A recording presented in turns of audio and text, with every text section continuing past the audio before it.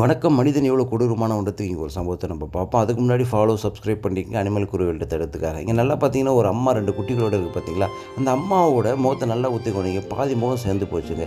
அந்த பாதி முகம் செஞ்சிச்சு புழு பிடிச்சி போன அந்த வலிகளோட அதோட 2 குட்டிக்கு பால் குடிக்கணுன்ற வழி 3வது அதை உரிமையாளர் கொண்டுட்டு வந்து அது ஏரிக்கரையில் அம்போன்னு விட்டுட்டாங்க. இதேமாரி 3 விதமான வழிகளில் அந்த நாய்கள் எவ்வளோ கஷ்டப்படுன்றதை கூட யோசிக்காத ஒரு மனித இனம் உண்மையாலுமே ரொம்ப வருத்தத்தை கொடுக்குதுங்க. நம்மக்கிட்ட பாலா கொடுத்த ஆம்புலன்ஸ் இருக்குது, உடனே நாங்கள் அதை கொண்டு போவோம், அதை மீட்டோம்.